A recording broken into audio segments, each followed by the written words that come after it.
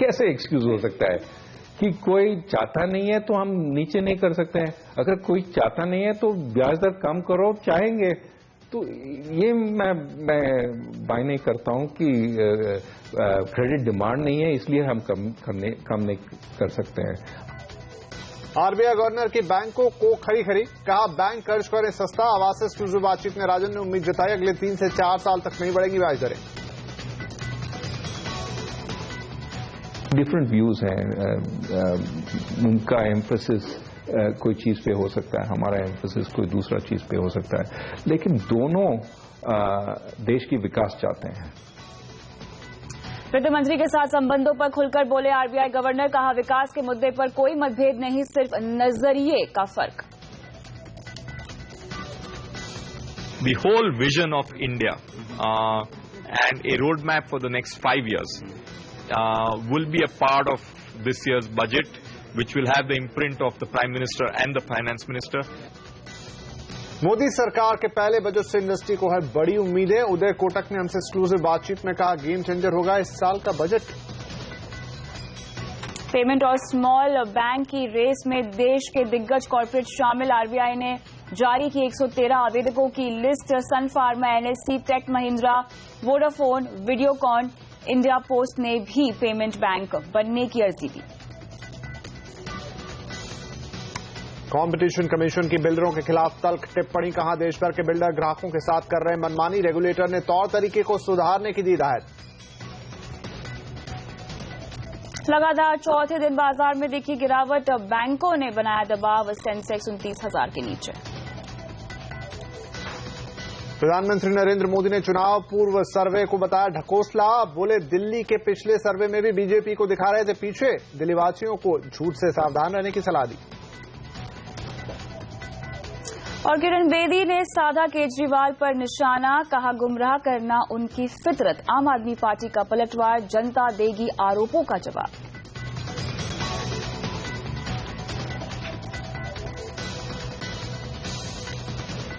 नमस्कार, यह है आवाज एट 9 और आपके साथ मैं हूं विपिन भट्ट। नमस्कार, मैं हूं कविता थपलियाल। आगे बढ़ते हैं, डालते हैं नजर कुछ और सुर्खियों पर। तीसरी तिमाही में भारती ने अपने नतीजों से किया निराश, मुनाफा महज 4% बढ़ा। अफ्रीका कारोबार ने बनाया आय पर दबाव।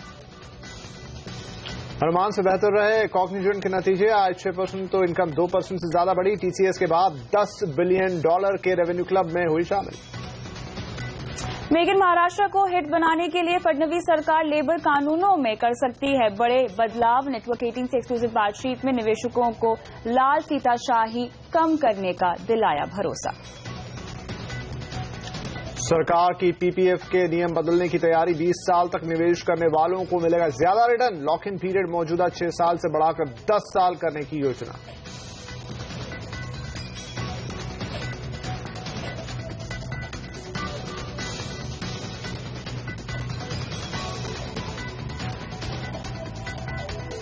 और होंडा की सुपरहिट स्कूटी एक्टिवा का नेक्स्ट जनरेशन मॉडल हुआ लॉन्च। कीमत करीब 49,000 रुपए। इस साल 15 और नए मॉडल होंगे लॉन्च।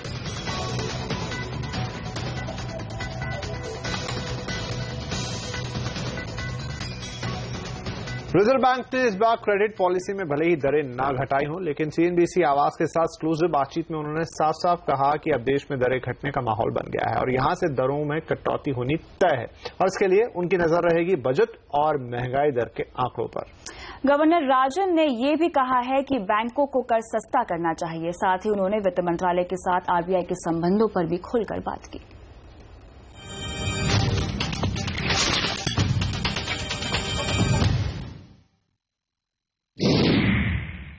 तरह से सरकार भी आप पर ही दायित्व डालते रहते हैं कि हाँ, हमें उम्मीद है कि आरबीआई ब्याज दर घटाएंगे। सबको एक साथ काम करना है और सरकार भी ये कहती है कि सबको एक साथ काम करना है।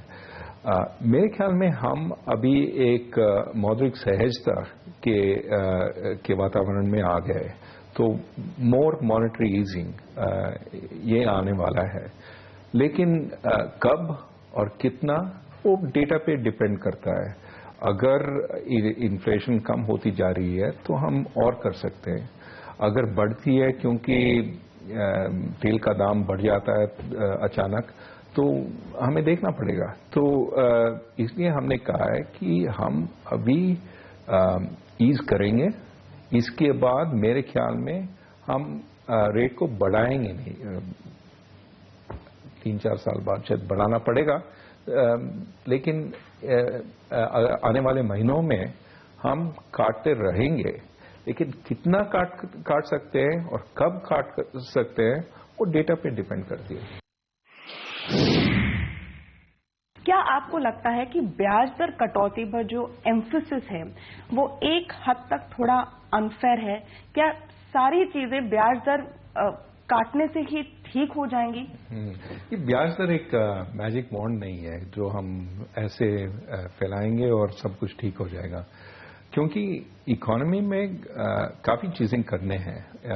ये जो स्टॉल्ड प्रोजेक्ट्स हैं, जो प्रोजेक्ट्स रुक गए हैं, उनके लिए गवर्नमेंट को काफी करना है। सरकार ने काफी कुछ किया है अभी तक, जैसे कि डीजल सब्सिडीज को विड्रॉ किया है, अभी डायरेक्ट बेनिफिट्स ट्रांसफर कर रहे हैं गैस सब्सिडीज के लिए, कुकिंग गैस सब्सिडीज के लिए। तो ये सब अच्छी दिशा में है।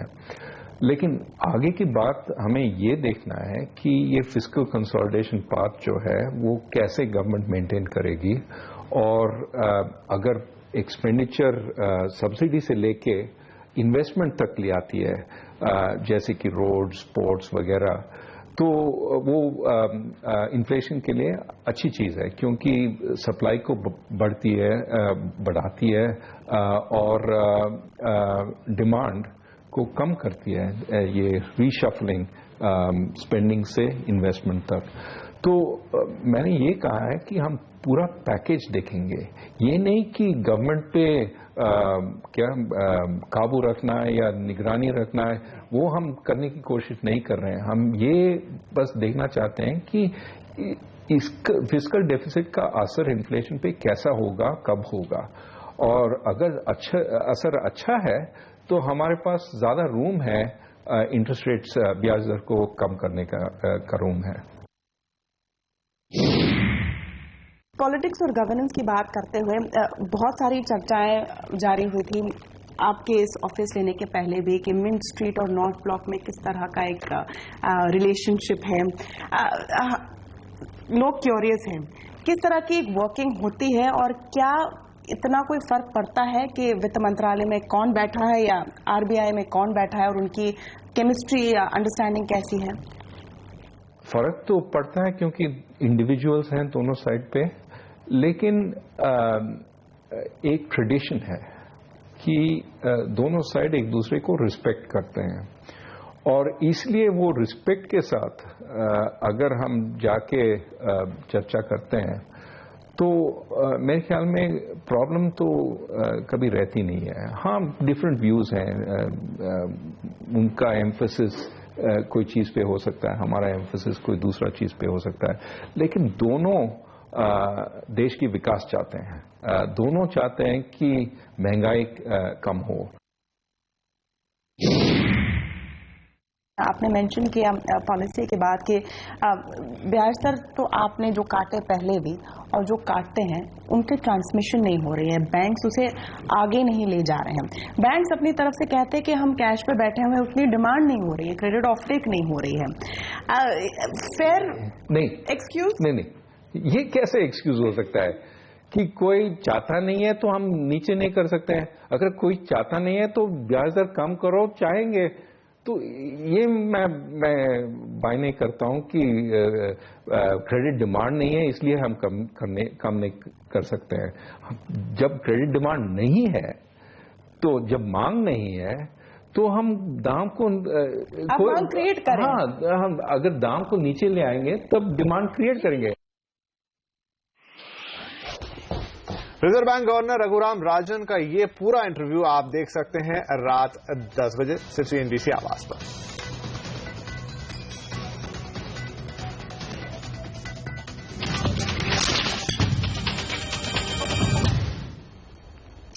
आरबीआई ने पेमेंट और छोटे बैंक की अर्जी देने वालों की लिस्ट जारी कर दी। आरबीआई का पेमेंट बैंक के लिए 41 और छोटे बैंक लाइसेंस के लिए 72 अर्जियां मिली हैं। पेमेंट बैंक के लिए अर्जी देने वालों की लिस्ट में Reliance Industries, Tech Mahindra, Airtel, Vodafone, India Post, Videocon जैसी दिग्गज कंपनियां भी शामिल हैं।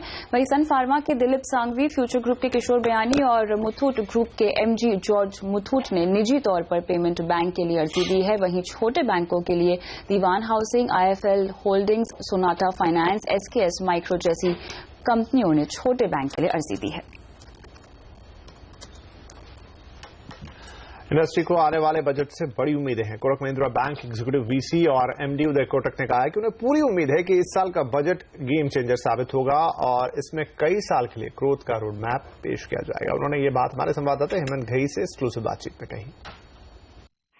मेरे साथ उदय कोटक जी हैं। सर, आपने कहा कि मार्केट्स अब बिलीव करने लगे हैं कि दरअसल यहां से काफी अच्छी तेजी बनेगी और सरकार काफी सारे काम भी करेगी। ये बताइए कि आगे चलकर रेट कट, अगला रेट कट कब होगा, और दूसरा ये भी बताइए रेटिंग जो अपग्रेड है जिसका सबको इंतजार है वो इस बजट के बाद हो जाएगा, आपकी क्या अपेक्षा है? मेरे हिसाब से बजट बहुत महत्वपूर्ण डॉक्यूमेंट है और पूरी उम्मीद है कि the whole vision of India and a roadmap for the next 5 years will be a part of this year's budget, which will have the imprint of the Prime Minister and the Finance Minister. So we are hopeful. Having said that, mere hisab se we must be focused on policy changes as continuous, not just one shot. And I am a believer that we will see a more steady development of policy. Back to my favorite phrase, marathon versus sprint. जिस तरह से हमने कल देखा, doctor राजन ने status को maintain किया है और कहा है कि बैंकर्स को दरअसल ट्रांसमिट करना चाहिए जो पिछली बार उन्होंने रेट कट किया था। आपका क्या मानना है, क्या रोक रहा है बैंकर्स को दरअसल? आई थिंक बजट देखिए, normally January to March is also the relatively the busy period for credit as well. So the bankers will obviously watch the situation and look at the cost of funds and then take a call on what is a fair rate for lending money. Payment bank के क्षेत्र में भी आपने कदम उठाया और काफी सारी बड़ी कंपनियां हैं, रिलायंस इंडस्ट्रीज जैसी कंपनियां, बिरला ग्रुप जैसी कंपनियां, वो इसको लेकर काफी बुलिश हैं। आपका क्या मानना है, क्या विजन है सर इसके? तो आई थिंक ये पूरी the payment bank story is back to the story of broadening inclusion. We as a bank had a limitation to how many places we could reach out to how many customers. So through the route of the payment bank and us taking a stake with a very large and well-known telecom operator, namely Bharti, we will be able to further the inclusion agenda, which is the key for India's future. पहले budgets में हमने देखा था गार को लेकर confusion बना था और इस बार हमने खुद कहा है और हमें एक्सक्लूसिव जानकारी भी मिली है कि शायद 12 तारीख के बाद सरकार एक फैसला ले और गार को आगे 2 साल तक के लिए टाल दे। कितना इंपॉर्टेंट होगा और क्या आप भी सुनना चाहेंगे इस बजट में वो होता हुआ? I think clarity on the tax policy is important because investors, domestic or international, need to know what the rules of the game are. Therefore, clarity on rules is extremely important for long-term investing. और CCI ने builders की तल्ख टिप्पणी, आखिर इसकी नौबत क्यों आई, देखिए इस ब्रेक के बाद। बाजार में नहीं थम रही है गिरावट, लगातार चौथे दिन लुढ़के बाजार, क्या रहा कारण ये भी दिखाएंगे आपको आगे।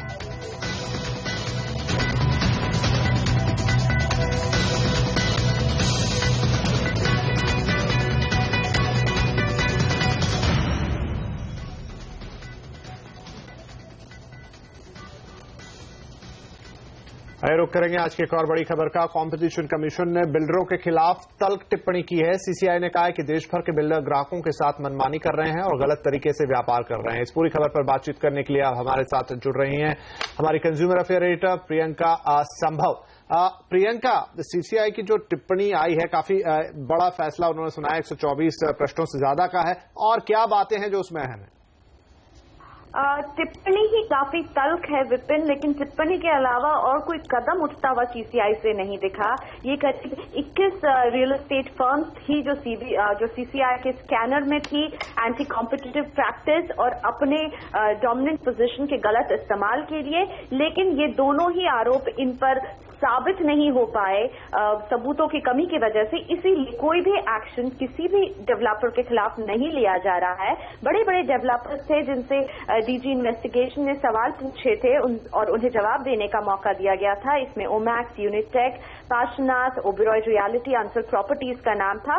लेकिन जैसा कि मैंने कहा, ये इन सबको एविडेंस की कमी की वजह से सीसीआई ने कोई एक्शन नहीं लिया है। लेकिन सीसीआई ने ये जरूर कहा है कि हमारी ये फाइंडिंग्स जो है कोई आरोप साबित नहीं कर पा रही है, लेकिन इससे ये बात कतई नहीं इनकार की जा सकती है कि रियल एस्टेट सेक्टर में कंज्यूमर्स को काफी जगह पर उनके साथ अनफेयर कंडक्ट हो रहा है और कहीं ना कहीं रियल एस्टेट कंपनियां यानी कि बिल्डर्स और डेवलपर्स उनके अधिकारों की अनदेखी कर रहे हैं। विपिन। बिल्कुल प्रियंका, लेकिन इस वक्त हमारे साथ इस मामले पर और बातचीत करने के लिए जुड़ रही हैं कंज्यूमर मामलों की वकील रेखा अग्रवाल। रेखा जी, आपका स्वागत है CNBC आवाज पर। जैसे कि आपने हमारी सहयोगी प्रियंका संभव से भी सुना कि कोई फाइंडिंग्स नहीं निकल कर आई है, यहाँ पर कोई आरोप यहाँ पे साबित नहीं हुआ है, लेकिन जो लैंग्वेज यहाँ पे यूज की गई है वो काफी तल्ख है। आप कैसे देखती हैं इस पूरे मामले को? अब हेलो रेखा जी, आपको मेरी आवाज आ रही है?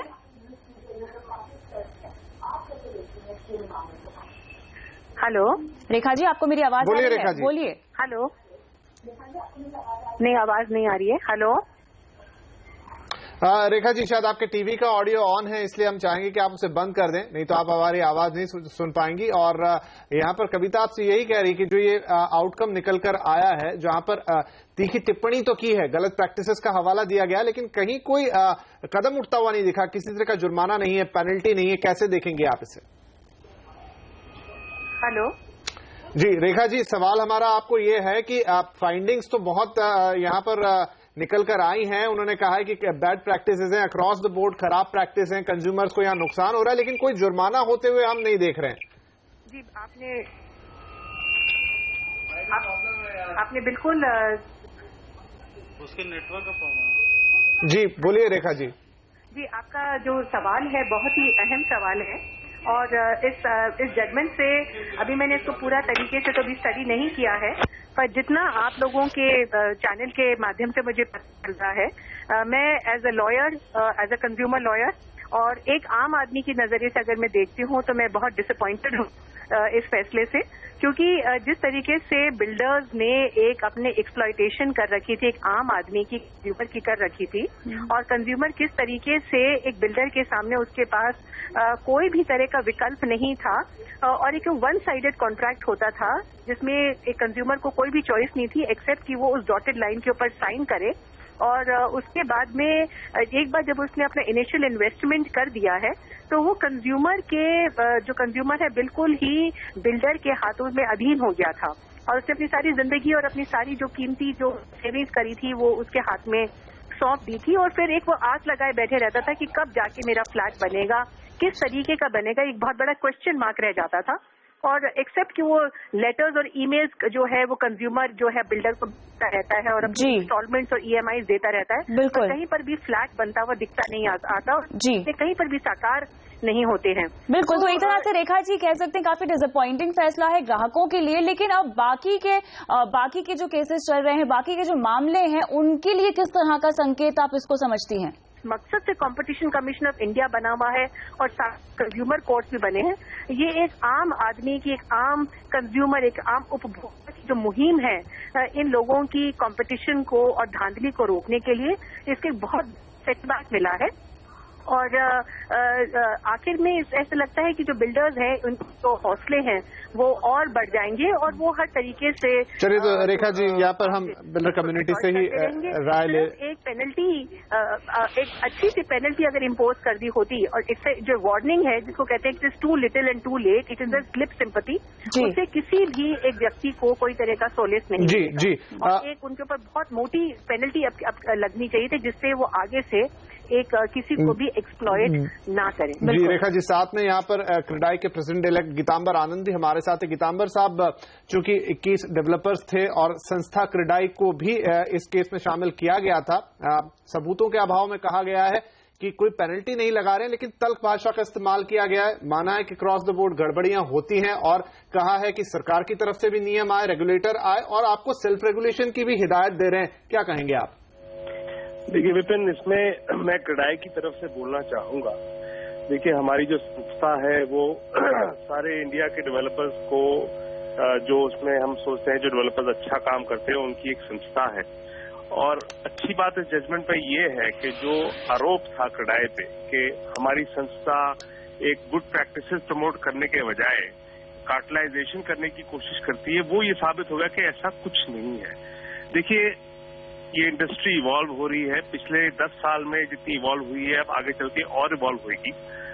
हमारी एसोसिएशन जैसी एसोसिएशंस जो है वो कोशिश करती हैं कि बिल्डर्स सेल्फ रेगुलेशन की तरफ मूव करें।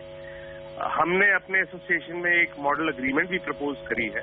इनफैक्ट हम कंज्यूमर फोरम के लोगों को साथ लेके एक एग्रीमेंट बनाने की कोशिश कर रहे हैं so that it's a balanced agreement, ताकि एक डेवलपर भी अपनी उसको किस्तें मिलते रहें बिल्डिंग बनाने के लिए टाइम से, और एक जो बायर है फ्लैट बायर जो है उसको भी अपना मकान समय से अच्छी क्वालिटी का मिले। तो इस जजमेंट में देखिए जो रेखा जी कह रही हैं वो अपनी जगह जिस नजरिए से वो कह रही हैं वो सही है, लेकिन मैं क्रेडाई की तरफ से ये कहना चाहूंगा कि जो हम पे आरोप था कि हम कार्टलाइजेशन एनकरेज कर रहे हैं, ये बिल्कुल गलत साबित हो गया है। ये बहुत अच्छी खबर है हमारी एसोसिएशन के लिए। हम कोशिश करते रहेंगे आने वाले समय में सेल्फ रेगुलेशन के लिए, और अपने जितने भी मेंबर्स हैं उनको एक डिसिप्लिन से काम करने के लिए हम प्रोत्साहन करते रहेंगे। अपने कंज्यूमर्स और अपने डेवलपर्स के बीच में एक पुल बनाने की कोशिश करते रहेंगे। वक्त लगेगा, एक कोशिश है, और मैं ये पूरे विश्वास से कह सकता हूं कि आने वाले 2-3 सालों में बहुत ये बिजनेस जो कर रहे हैं जो डेवलपर्स वो इम्प्रूव होगा, ये रिलेशनशिप भी इम्प्रूव होगी कस्टमर और चलिए हम भी यही उम्मीद करेंगे कि फैसला जो भी आया हो, लेकिन आगे चलते हुए हम भी एक सेल्फ रेगुलेशन देखें डेवलपर्स की तरफ से, और आगे जिस तरह की जो शिकायतें यहाँ पर कंज्यूमर्स को होती कविता उनमें कमी आए और हम डिसअपॉइंटमेंट भी कम हो जाए कॉम्पिटिशन कमीशन का जो भी ये फैसला आया उसके बाद। और यहाँ पर वक्त हो गया है एक छोटे से ब्रेक का। ब्रेक के बाद बात करेंगे बाजार में नहीं थम रही है गिरावट, लगातार चौथे दिन लुढ़कते हुए दिखे बाजार।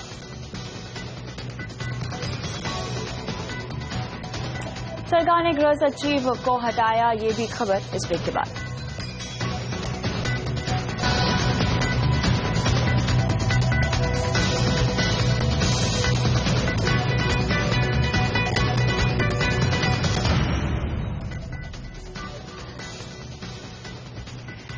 केंद्रीय गृह सचिव अनिल गोस्वामी को सरकार ने उनके पद से हटा दिया है। आखिर क्या है इसकी वजह, बताने के लिए हमारे साथ अब जुड़ रहे हैं आवाज के ब्यूरो चीफ लक्ष्मण रॉय। लक्ष्मण, यहाँ पे गृह सचिव अनिल गोस्वामी को हटा दिया गया है, बताएं इसके पीछे क्या वजह है? देखिए इसके पीछे वजह ये थे कि गृह सचिव के ऊपर ये आरोप लगा था कि वो शारदा घोटाले में जो आरोपी थे केंद्रीय मंत्री मतंग सिंह, उनकी गिरफ्तार करने की काफी करीब पहुंच चुकी थी सीबीआई, और ये इस बात की कोशिश कर रहे थे, सीबीआई पर दबाव डाल रहे थे कि वो गिरफ्तारी ना करें या फिर गिरफ्तारी को टाल दें। दरअसल आरोप की एक रिपोर्ट सौंपी गई थी सीबीआई डायरेक्टर की तरफ से, जिसमें साफ तौर से कहा गया था कि गृह सचिव ने सीबीआई के अधिकारियों को फोन किया और इस मतंग सिंह को इस पूरे मामले में थोड़ी सी मोहलत देने की सिफारिश की और इनको गिरफ्तार नहीं करने की सिफारिश की। इसके बाद उस अधिकारी जिनको फोन किया उसने सीबीआई डायरेक्टर को बताया जानकारी, और फिर सीबीआई डायरेक्टर ने अपनी पूरी रिपोर्ट में ये बात कही थी। ये रिपोर्ट कल ही ये रिपोर्ट पूरी लीक हो गई थी, उसका काफी हंगामा मचा। फिर आज सुबह राजनाथ सिंह ने गृह सचिव से बातचीत की, उसके बाद मामला नहीं निपटा तो फिर गृह सचिव को बुलाया गया प्रधानमंत्री कार्यालय। वहां पे प्रधानमंत्री के जो प्रिंसिपल सेक्रेटरी हैं वहां पे नृपेंद्र मिश्रा, उनके साथ बातचीत हुई, और फिर बातचीत में बार बार ये कहते रहे गृह सचिव कि हमने दबाव इस लिए नहीं डाला कि आप गिरफ्तार मत करिए, हमने ये कहा था कि मामले की जानकारी मांगी थी, मामले से जुड़े तथ्य जानना चाहता था मैं, लेकिन मैंने कोई दबाव नहीं माना। लेकिन गृह सचिव के इस सफाई से प्रधानमंत्री कार्यालय खुश नहीं था और आखिरकार उन्हें इस्तीफा दिया गया कि आप इस्तीफा दे दीजिए, क्योंकि गृह सचिव का जो कार्यकाल होता है वो 2 साल का कार्यकाल होता है और मई में ये कार्यकाल खत्म हो रहा था, लिहाजा इनको यहाँ पे हटाने का फैसला लिया गया और इन्होंने इस्तीफा दे दिया है, और इस्तीफा के बाद जल्द ही एक नए गृह सचिव की नियुक्ति की जाएगी। जी लक्ष्मण, बहुत शुक्रिया इस अपडेट के लिए। अब यहां पर बात करेंगे बाजार की। दिन भर उतार चढ़ाव के बाद बाजार आज गिरावट के साथ बंद हुए हैं। सेंसेक्स निफ्टी आधे % तक टूटे हैं। कैपिटल गुड्स, बैंक, ऑटो शेयरों की बिकवाली ने आज बाजार को सबसे ज्यादा झटका देने का काम किया। छोटे मझोले शेयरों का भी बुरा हाल रहा। निफ्टी के बढ़ने वाले शेयर्स रहे कोल इंडिया, अंबुजा सीमेंट और इन्फोसिस, जबकि गिरने वाले शेयर रहे टेक महिंद्रा, टाटा मोटर्स, IDFC और TCS। Telecom company Bharti Airtel के नतीजे कमजोर रहे हैं। मुनाफा अनुमान से ज्यादा है, लेकिन आय और मार्जिन के फ्रंट पर कंपनी ने अनुमान के मुताबिक ही कमजोर प्रदर्शन दिखाया है। अफ्रीका कारोबार की आय ने खासतौर पर निराश किया है। नतीजों को समझाने के लिए हमारे साथ अब जुड़ रहे हमारे research analyst Varun Dubey. Varun, overall नतीजे कैसे रहे हैं, बताएं। देखिए, मिले जुले नंबर्स रहे हैं भारतीय एयरटेल के, और मिले जुले में इसलिए कह रहा हूं कि दो इंपॉर्टेंट ज्योग्राफीज है जब भारतीय एयरटेल ऑपरेट करता है। पहला तो इंडिया और दूसरा अफ्रीका। सबसे पहले इंडियन बिजनेस की बात करें तो टोटल आउट परफॉर्मेंस यहां देखने मिला है नंबर्स के फ्रंट पे। रेवेन्यू हमारे उम्मीद से बेहतर, एबिटा और एबिटा मार्जिन दोनों ही हमारे उम्मीद से बेहतर है। हम उम्मीद कर रहे थे कि एबिटा मार्जिन में करीब 40 बेसिस पॉइंट की बढ़त देखने मिलेगी, लेकिन करीब 60 बेसिस पॉइंट की यहाँ बढ़त देखने मिली एबिटा मार्जिन फ्रंट पे, और ये काफी पॉजिटिव डेवलपमेंट है। लेकिन इसके अलावा कुछ की KPIs की बात करें तो आरपूस, MOUs और खासकर वॉल्यूम के फ्रंट पे कुछ हद तक डिसअपॉइंटमेंट हाथ लगाए। हम उम्मीद कर रहे थे कि वॉल्यूम में करीब 2.3% के आसपास की बढ़त देखने मिलेगी, लेकिन महज 1.2% की बढ़त इस वॉल्यूम फ्रंट पे देखने मिली है, जो कि हल्का डिसअपॉइंटमेंट है। लेकिन याद रखें, वॉइस RPM कंपनी ने कहीं ना कहीं मेंटेन किए हैं। आइडिया के जब रिजल्ट आए थे तो आइडिया का साफ कहना था कि वॉइस में काफी कॉम्पिटेटिव इंटेंसिटी बढ़ रही है, और इसके लिए उनके वॉइस RPM में यहां गिरावट देखने मिली थी, लेकिन भारती ने इसे सस्टेन किया है और ये एक पॉजिटिव डेवलपमेंट भी है। लेकिन अफ्रीका से पूरी तरह से डिसअपॉइंटमेंट हाथ लगा है। नाइजीरिया की जो करेंसी डिवैल्यूएशन हुआ है उसका सीधा इंपैक्ट कंपनी के अफ्रीकन कारोबार में देखने मिला है। रेवेन्यूज में 1% की गिरावट, एबिटा फ्रंट पे तो करीब 8.5% की गिरावट देखने मिली, और एबिटा मार्जिन में करीब 175 बेसिस पॉइंट की यहाँ गिरावट देखने मिली है, और यहां से कहीं ना कहीं पूरा डिसअपॉइंटमेंट आया है। और इसके लिए कंपनी की जो ओवरऑल ऑपरेटिंग परफॉर्मेंस भी अगर आप देखें तो काफी सारे क्वार्टर्स के बाद कंपनी की जो मार्जिन है उसमें गिरावट देखने मिली है, करीब 20 बेसिस पॉइंट की गिरावट वहां हुई है। लेकिन प्रॉफिटेबिलिटी की अगर बात करें तो वो हमारे उम्मीद से कुछ बेहतर यहाँ नजर आ रही है। लेकिन क्यों नहीं, क्योंकि अफ्रीका के कारोबार ने डिसअपॉइंट किया है, और इसके कारण कंपनी का जो ऑपरेटिंग परफॉर्मेंस है वो कहीं ना कहीं हिट होते हुए नजर आ रहा है। जी वरुण, शुक्रिया। IT कंपनी कॉग्निजेंट के तिमाही नतीजे अनुमान से अच्छे रहे हैं। दिसंबर तिमाही में तिमाही आधार पर कंपनी का रेवेन्यू 6% से ज्यादा बढ़कर $274 करोड़ रहा है। हालांकि इस दौरान कंपनी की इनकम 2% से ज्यादा बढ़कर करीब $36 करोड़ पर पहुंची है। वित्त वर्ष 2015 में कॉग्निजेंट ने रेवेन्यू में 19% की बढ़ोतरी का अनुमान जताया था। वहीं दिसंबर तिमाही में कंपनी को करीब $7 लाख का फॉरेक्स घाटा उठाना पड़ा है। अच्छे नतीजों से कॉग्निजेंट के ADR में करीब 5% की तेजी है। और दिल्ली में चुनावी पारा चरम पर, मोदी ने चुनावी सर्वेक्षण पर उठाए सवाल। वेदी और केजरीवाल के बीच तू मैं देखिए ब्रेक के बाद।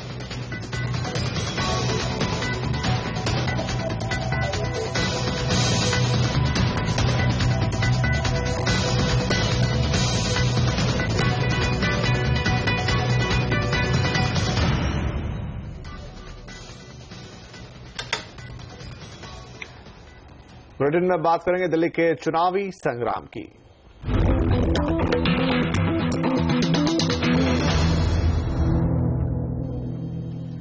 आम आदमी पार्टी ने अपना आंतरिक सर्वे सार्वजनिक कर दिया है। सर्वे के मुताबिक पार्टी को 44 से 57 सीटें तक मिल सकती हैं। पार्टी का दावा है कि उसे कम से कम 44 सीटें तो मिलेंगी ही। वहीं सर्वे के मुताबिक बीजेपी को ज्यादा से ज्यादा 20 सीटें मिलने जा रही हैं। कांग्रेस को अधिकतम 6 सीटें मिलने का अनुमान लगाया गया है।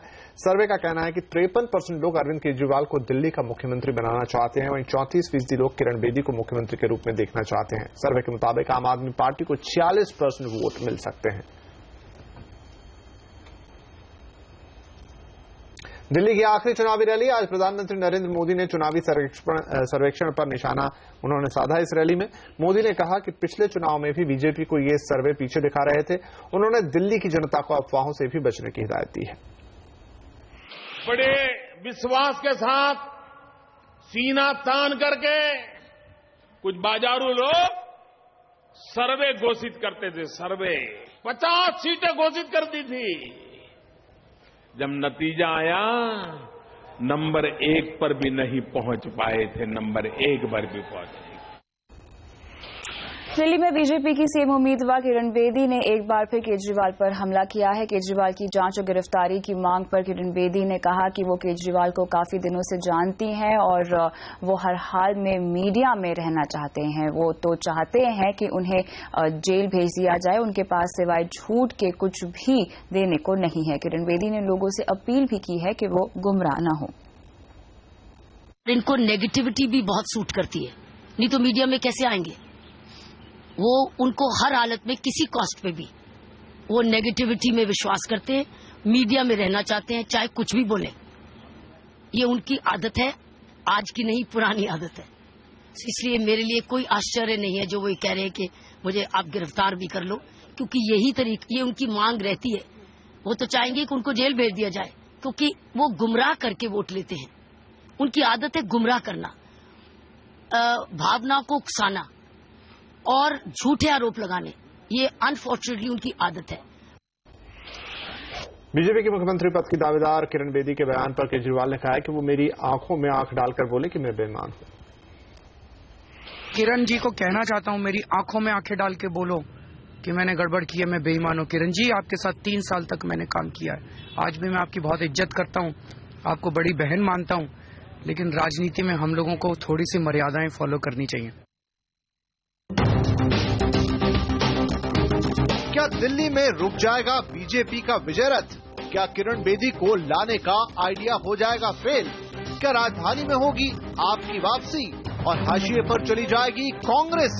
दिल्ली चुनाव में होने जा रहा है फोटो फिनिश। जानिए क्या है दिल्ली के दिल की बात। चुनाव से पहले और नतीजों के दिन हमारे साथ, जहां होंगे पार्टियों के दिग्गज लीडर और कई राजनीतिक पंडित।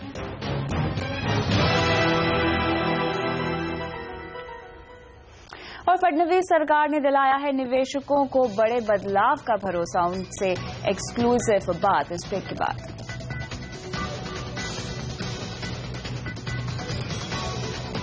तो सरकार की पीपीएफ के नियम बदलने की तैयारियां, पूरी खबर देखिए आगे।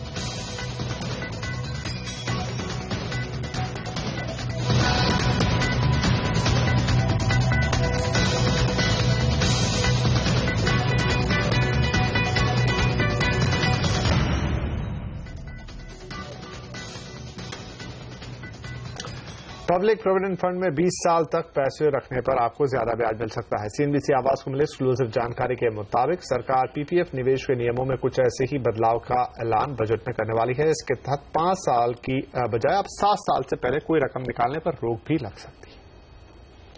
निवेशकों में पॉपुलर पीपीएफ के नियम बजट में बदल सकते हैं। सरकार इसके लिए 2 प्रस्तावों पर विचार कर रही है। एक प्रस्ताव लॉक इन पीरियड को लेकर है। फिलहाल 5 साल पूरे होने पर पीपीएफ से 50% तक रकम निकालने की छूट होती है। सरकार इस 5 साल की समय सीमा को बढ़ाकर 7 साल कर सकती है। हालांकि मंत्रालय के कुछ लोगों का मानना है कि इसे बढ़ाकर 10 साल कर देना चाहिए। दूसरा प्रस्ताव मैच्योरिटी को लेकर है। मौजूदा नियमों के मुताबिक पीपीएफ का पूरा पैसा 15 साल बाद ही निकाल सकते हैं। इस पर 8.7% की दर से कंपाउंडिंग इंटरेस्ट मिलता है।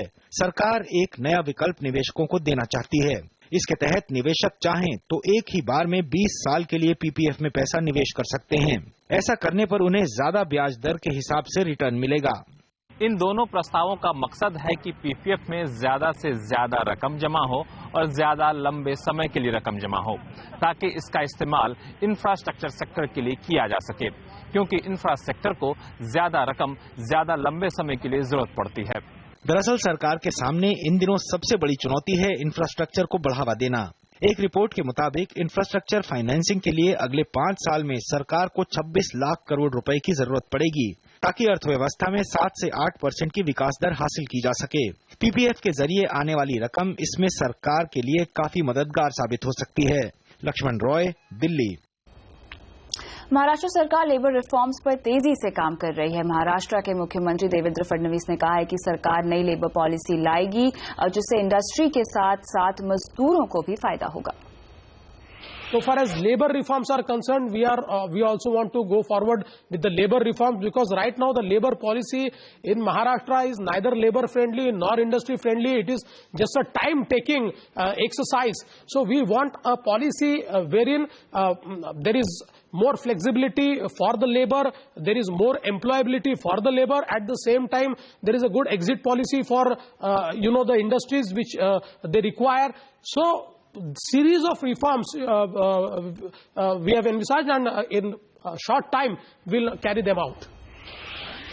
जीरो इफेक्ट के नारे को सरकार साकार करने के लिए सरकार ने कमर कस ली है। सरकार 12 फरवरी से एक खास मुहिम चलाएगी, जिसके तहत मैन्युफैक्चरिंग इंडस्ट्री को ऐसे सामान बनाने के लिए प्रोत्साहित किया जाएगा जिसमें ना कोई कमी हो और जो पर्यावरण को नुकसान भी ना पहुंचाए। इसके लिए सरकार की क्या रणनीति होगी, ये बता रहे हैं हमारे संवाददाता अर्णव बसावड़ा। मेरा आग्रह है नौजवानों से, विशेष करके छोटे मोटे उद्योगकारों से, 2 बातों में कॉम्प्रोमाइज न करें। एक, जीरो डिफेक्ट, दूसरा जीरो इफेक्ट। हम वो मैन्युफैक्चरिंग करें जिसमें जीरो डिफेक्ट हो, ताकि दुनिया के बाजार से कभी वापस ना आए, और हम वो मैन्युफैक्चरिंग करें जिससे जीरो इफेक्ट हो, पर्यावरण पर इसका कोई नेगेटिव इफेक्ट ना हो। जीरो डिफेक्ट, जीरो इफेक्ट के साथ मैन्युफैक्चरिंग सेक्टर का सपना लेकर के अगर हम आगे चलते हैं तो मुझे विश्वास है मेरे भाइयों बहनों कि जिस काम को लेकर के हम चल रहे हैं उस काम को पूरा करेंगे। मैन्युफैक्चरिंग को बढ़ावा देने के लिए मेक इन इंडिया कार्यक्रम के बाद अब मोदी सरकार का फोकस है जीरो डिफेक्ट जीरो इफेक्ट नारे को लागू करने पर। सरकार ने इस नारे को अमल में लाने के लिए 1 हफ्ते का खास प्लान बनाया है। आमतौर पर 12 से 18 फरवरी तक उत्पादकता सप्ताह मनाया जाता है और इस बार उत्पादकता सप्ताह में जीरो डिफेक्ट जीरो इफेक्ट पर जोर दिया जाएगा। इसके तहत मैन्युफैक्चरिंग सेक्टर में काम कर रही कंपनियों को ऐसे प्रोडक्ट बनाने के लिए बढ़ावा दिया जाएगा जिनसे पर्यावरण को कम नुकसान हो और उसकी क्वालिटी इंटरनेशनल स्टैंडर्ड की हो। इसके लिए 12 से 18 फरवरी तक जगह जगह वर्कशॉप का आयोजन किया जाएगा और लोगों को जागरूक किया जाएगा। सरकार की यह मुहिम सिर्फ उत्पादकता दिवस तक ही सीमित नहीं रहने वाली, बल्कि सरकार इसे आगे भी जारी रखना चाहती है। इसमें सरकारी कंपनियों की भूमिका भी काफी अहम रहने वाली है। जीरो डिफेक्ट जीरो इफेक्ट की यह मुहिम मेक इन इंडिया के तहत एक महत्वपूर्ण हिस्सा माना जाएगा। वर्ल्ड कोरोजन ऑर्गेनाइजेशन की रिपोर्ट के मुताबिक भारत में कुल मैन्युफैक्चरिंग का पर्यावरण पर जो असर पड़ता है उससे करीब 4 लाख करोड़ रुपए सालाना का नुकसान होता है। साथ ही सब स्टैंडर्ड क्वालिटी की वजह से कई बार देश के एक्सपोर्टर्स के ऑर्डर भी कैंसिल होते हैं। ऐसे में सरकार की जीरो डिफेक्ट जीरो इफेक्ट मुहिम से न सिर्फ देश के छोटे बड़े सभी उद्योग धंधों का फायदा होगा, बल्कि विदेश में मेक इन इंडिया ब्रांड को चमकाने में मदद भी मिलेगी। अर्णव बसावड़ा, दिल्ली। होंडा की सुपर स्कूटी एक्टिवा का नेक्स्ट जनरेशन मॉडल हुआ लॉन्च। और माइक्रोमैक्स बनी स्मार्टफोन मार्केट की सरताज। दोनों खबरें इस ब्रेक के बाद।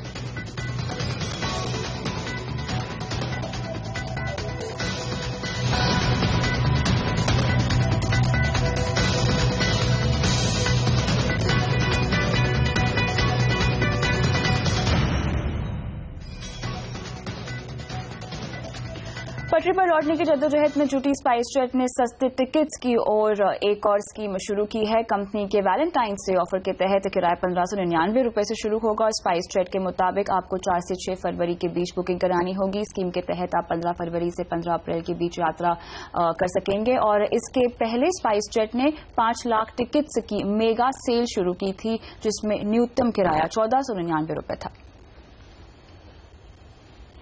सरकार के साथ साथ इंडस्ट्री भी मेक इन इंडिया का पूरा फोकस कर रही है। बजट से चंद दिन पहले ही कोटक महिंद्रा बैंक के एग्जीक्यूटिव वाइस चेयरमैन और एमडी उदय कोटक ने द मेकिंग ऑफ इंडिया नाम की किताब लॉन्च की है। इस किताब के जरिए लेखक अखिलेश तिलोथिया ने भारत को मजबूत बनाने के लिए नए रास्ते सुझाए हैं। हमारी किताब में हम 6 चीजों के बारे में बात करते हैं: बिजली, सड़क, पानी, शिक्षा, स्वास्थ्य, सुरक्षा। इन 6 में हमें ये चाहिए कि न सिर्फ इसका एलोकेशन बढ़े, हम सिर्फ यदि उस नजरिए से देखेंगे तो आई थिंक ये बहुत पुरानी सोच हो गई है कि सिर्फ इसमें पैसा डालते जाइए ये चीज सॉल्व होगी। इन 6 को हम कैसे चेंज कर सके जिससे कि हमारे देश में लोगों को इनके ऊपर खर्चा कम करना पड़ सके और वो अपने लाइफ को थोड़ा और आगे कर सके, वो ज्यादा जरूरी है। 2015-16 में होंडा टू व्हीलर सेगमेंट में 15 नए मॉडल लॉन्च करेगी। नए साल में खास तैयारी के साथ होंडा अपने 7 नए और 8 कॉस्मेटिक मॉडल लॉन्च करेगी। इसकी शुरुआत करते हैं। होंडा ने आज एक्टिवा का next generation model Activa 3G launch किया है। साथ ही कंपनी ने 125 सीसी सेगमेंट में CB शाइन बाइक लॉन्च करने का भी ऐलान किया है। क्या है होंडा का टू व्हीलर सेगमेंट का रोड मैप? इस पर होंडा के सेल्स और marketing vice president Yadvinder Singh Gulerya से बात की हमारी संवाददाता दीपाली नंदा ने। सर 2015-16 के लिए एक धमाकेदार एंट्री का रोड मैप आज रिवील किया गया है। क्या कुछ खास रहेगा और अगर नए मॉडल्स की बात करें तो किन किन मॉडल्स को उतारा जाएगा और कौन से ऐसे कार, अगर हम बाइक्स या स्कूटर्स की बात करें, जिन्हें नए अवतार में पेश किया जाएगा? 2015 हमारे लिए बहुत महत्वपूर्ण वर्ष है। इसमें बेसिकली हम एक फाउंडेशन क्रिएट कर रहे हैं क्योंकि अब हमारा जो फोर्थ फैक्ट्री है वो जनवरी 2016 में ऑपरेशनल होगा और तब तक के लिए ये 15 मॉडल एक बहुत ही महत्वपूर्ण रोल अदा करने वाले हैं। सर एक्टिवा 3G क्या किस तरह की खासियत रहेगी और अगर अभी तक के एक्टिवा की बात करें तो काफी पॉपुलर प्रोडक्ट रहा है, तो 3G में क्या खासियत रहेगी, क्या अलग होगा? इसके अलावा CB शाइन के बारे में भी जानना चाहिए। हमारा मानना है और कस्टमर का भी इसमें पूरा ट्रस्ट है कि अगर एक्टिवा को कोई बीट कर सकता है वो एक्टिवा ही कर सकता है। तो इसलिए आज एक्टिवा 3G जो हम कह रहे हैं थर्ड जनरेशन, क्योंकि एक्टिवा का ये तीसरी बार एक डिजाइन चेंज हुआ है। ओवरऑल लुक एंड फील अभी भी पुराने एक्टिवा की तरह है, बट इसमें जो खासियत है कि जो रगेडनेस, ड्यूरेबिलिटी, मेटल बॉडी, ये सारे और HET इंजन वो सारा वही हमने रिटेन किया है और आउटर बॉडी में चेंज किया है। शार्प एंड एजी है क्योंकि आजकल का कस्टमर थोड़ा ज्यादा डायनेमिक है और फ्रंट में विंकर्स चेंज किए हैं। एक्टिवा का जो लोगो भी है वो 3D में प्रीमियम लोगो हमने गाड़ी पे लगाया, टेल लाइट में चेंज किया है, बॉडी में ओवरऑल बॉडी में भी चेंज है। मोबाइल हैंडसेट बनाने वाली देसी कंपनी माइक्रोमैक्स देश की नंबर 1 स्मार्टफोन कंपनी बन गई है। माइक्रोमैक्स ने कोरिया की कंपनी सैमसंग को बिक्री के मामले में पीछे छोड़ दिया। रिसर्च फर्म कैनल्स के सर्वे में कहा गया है कि अक्टूबर-दिसंबर क्वार्टर में माइक्रोमैक्स की स्मार्टफोन बाजार में हिस्सेदारी 22% थी, जबकि सैमसंग की हिस्सेदारी 20% की थी। कैनल्स ने कहा है कि माइक्रोमैक्स दुनिया की तीसरी सबसे बड़ी स्मार्टफोन बनाने वाली कंपनी है।